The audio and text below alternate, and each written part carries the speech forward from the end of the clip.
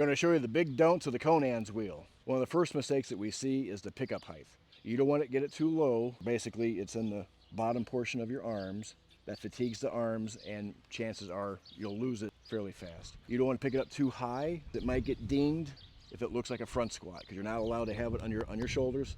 What you're supposed to do is have the weight in the crook of your arms and tucked in. By doing so, by tucking in like this, as you become fatigued, the further distance you travel, your arms will inevitably lower, but they'll lower at a much slower pace than if you had it like in a low pickup. Next, let's lighten the load. It's all about leverage, math. The further out you go on the arm, the less weight in your arms. If you're thinking about coming in, be warned, you're going to be carrying a lot more weight versus all the way out at the end. Now, we did do a video on this earlier, so check that video out. It kind of explains a little bit more detail. Our suggestion is to go all the way out to the end of the arm. Next, the way you pick this up will determine if you are victorious or a miserable piece of shit. How's that? So, how not to be a piece of shit. This may be the difference between picking it up and not being able to pick it up. What you don't want to do, lean over to pick it up like this. You don't want to keep this position here. That puts a lot of stress on your low back. What you want to do is you want to come in, get your feet underneath, put the beam in the crooks of your arms, kind of cradle it like a 600-pound baby. Tuck it in tight, breathe in, brace, keep a neutral spine, then shift your hips underneath and lift up. So basically you're driving your feet into the floor and pushing your hips up against the beam. You want the weight distributed over your hips and not your toes. If it's over your toes, you're going to feel it in the backside way harder.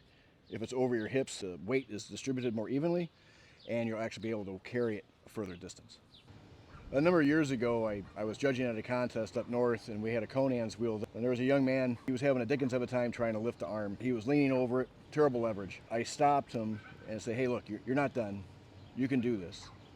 And I told him about throwing the hips underneath, lifting it up, position the bar where it's over the hips, distribute it over the hips. His goal was just to lift it up. Well, it ended up being he did 2 revolutions with it, so it does make a difference. Word of caution, we had an incident a few years ago where an athlete was told by another athlete on how to lift the arm, and they suggested, and don't do this, they suggested to put their elbows into their rib cage. Like, don't do that. Guess what? He cracked his ribs. So, to get away from cracking your ribs is to keep your elbows off to the sides. Keep it in the crook of your arms, but keep it off to the sides and tuck it in. Breathing is another thing to consider. This event will inherently cause you to run out of breath just because of the weight on your chest. What you want to do, lift it, you'll brace, lift it. You don't want to expel a lot of air. So once you expel a lot of air out, you'll lose that structural stability, and then you'll drop the lever arm. In order to keep that brace, you just want to expel out just a little bit of air at a time. I like to time it with my feet. Kind of breathe, brace, lift, and like every left foot, I'll kind of let out just a little bit, and then breathe right back in.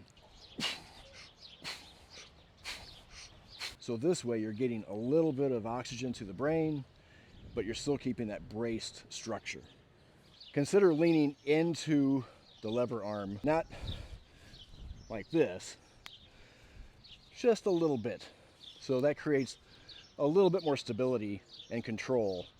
Some other things to consider: do not make huge steps. If you take too big of a step, depending on the apparatus, it may pendulum on you and the weight tree may dig into the ground, and that'll stop you in your tracks. Also, the thing to consider is the height of which you lift up the lever arm. You want a little bit more clearance than you probably would think you would need from the floor to the bottom of the weight tree. Because if you do take off kind of fast, and chances are you probably will, this will pendulum on you, may throw you off balance a little bit, and you'll fall forward or backwards, and that'll end your attempt. But lastly, I would suggest wearing a belt. It gives more stability, more structure.